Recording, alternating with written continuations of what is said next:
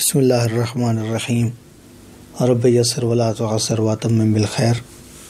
مومنین اکرام، سلسلہ وار ہم بیان کر رہے ہیں کہ مولا علی علیہ السلام کے مناقب کچھ ایسے ہیں کہ جن مناقب میں، جن فضائل میں امیر المؤمنین وحدہ لا شریک ہیں، ان کا کوئی شریک نہیں ہے، اکیلے ہیں۔ اللہ کے لیے بھی ہم وحدہ لا شریک کہتے ہیں، لیکن اللہ کی ذات وحدہ لا شریک ہے، تمام جہات سے وحدہ لا شریک ہے۔ اللہ کے فضائل میں کوئی بھی شریک نہیں ہے، کوئی بھی اللہ جیسا نہیں ہے، نہ اللہ کی ذات میں، نہ اللہ کی صفات میں، نہ اللہ کے افعال میں۔ اور جب ہم امیر المؤمنین حضرت علی علیہ السلام کے لیے وحدہ لا شریک کا لفظ استعمال کر رہے ہیں تو اس معنی میں کہ چند فضائل اور چند مناقب امیر المؤمنین کو اللہ نے ایسے عطا کیے ہیں، اللہ نے علی کو اکیلا رکھا ہے، اللہ نے علی کو امتیاز عطا کیا ہے کہ علی اکیلے ہیں، ان فضائل میں علی کا کوئی شریک نہیں ہے۔ یہ فضائل کتاب خصال کے اندر بھی بیان ہوئے ہیں اور کتاب بحار الانوار کی 31ویں جز کے اندر بھی ذکر کیے گئے ہیں۔ آج مزید 5 فضیلتیں ایسی پڑھتے ہیں کہ جن میں امیر المؤمنین حضرت علی علیہ السلام کے ساتھ کوئی شریک نہیں ہے، امیر المؤمنین اکیلے ہیں ان تمام فضائل کے اندر۔ فرماتے ہیں کہ انی کنت آخر الناس عہدا برسول اللہ ودلیتہ فی حفرتہ، اور یہ واقعہ سنی اور شیعہ کتابوں کے اندر موجود ہے کہ جب پیغمبر اسلام صلی اللہ علیہ وآلہ وسلم اس دنیا سے رخصت ہوئے تو پیغمبر اسلام کے جنازے کو چھوڑ دیا گیا۔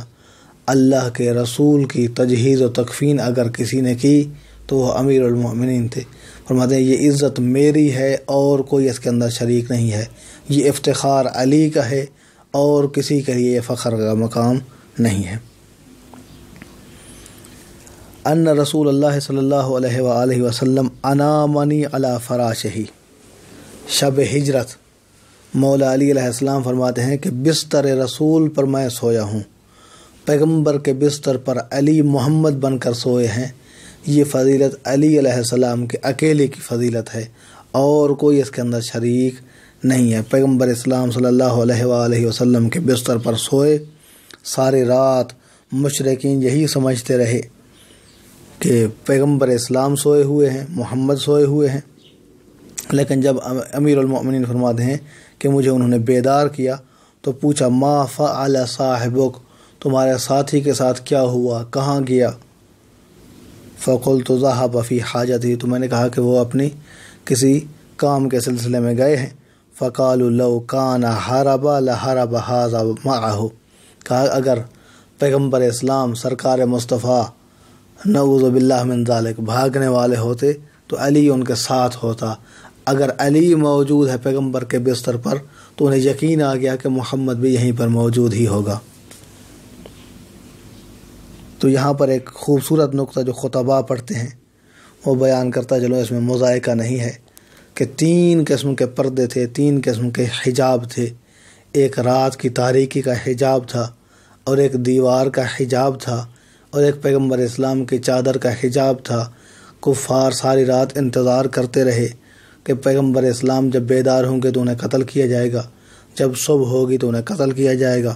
لیکن جب انہوں نے دیوار کو پھلانگا، پہلا پردہ ہٹا، رات ختم ہوئی، دوسرا پردہ ختم ہوا، پیغمبر اسلام صلی اللہ علیہ وآلہ وسلم کی چادر کو ہٹایا، تیسرا پردہ ہٹا تو امیر المؤمنین کی انہیں زیارت ہوئی۔ یاد رکھیں جب بھی یہ 3 پردے ہٹائے جائیں گے تبھی امیر المؤمنین کا دیدار ہوگا، تبھی امیر المؤمنین حضرت علی علیہ السلام کی زیارت ہوگی۔ اگلی فضیلت پڑھتے ہیں۔ پیغمبر اسلام صلی اللہ علیہ وآلہ وسلم کے متعلق امیر المؤمنین فرماتے ہیں کہ ان رسول اللہ صلی اللہ علیہ وآلہ علمنی الف باب من العلم، فرماتے ہیں کہ یہ فضیلت بھی فقط میری ہے، اکیلے کی ہے کہ اللہ کے رسول نے مجھے علم کا 1000 باب پڑھایا ہے۔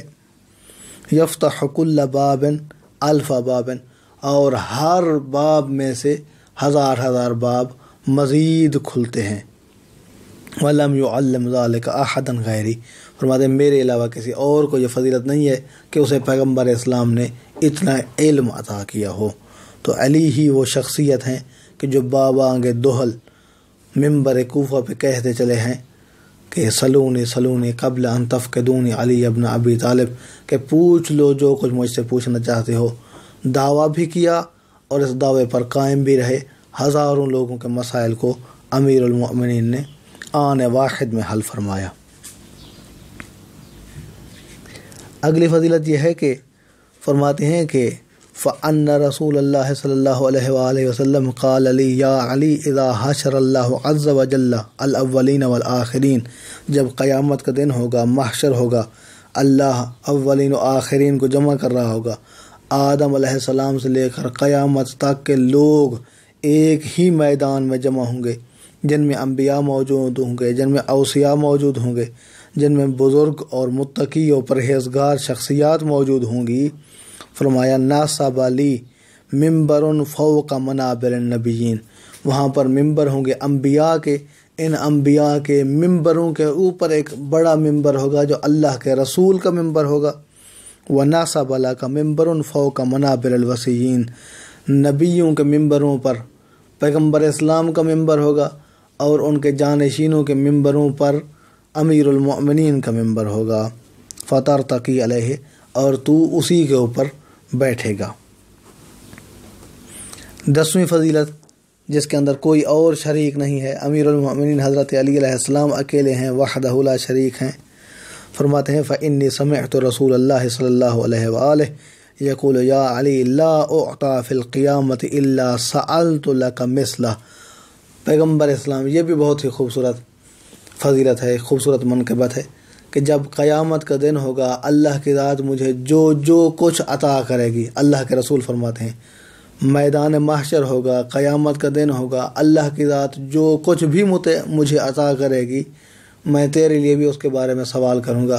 میں مانگوں گا کہ اے میرے اللہ، اے میرے پروردگار، میرے علی کو بھی وہ کچھ عطا کر جو تو نے مجھے عطا کیا ہے، جو بہشت کا رتبہ مجھے دیا ہے وہ میرے علی کو بھی عطا کر۔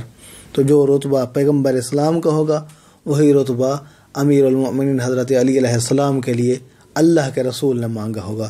اور اس فضیلت میں بھی علی علیہ السلام فرماتے ہیں میں اکیلا ہوں، کوئی اور میرے ساتھ شریک نہیں ہے۔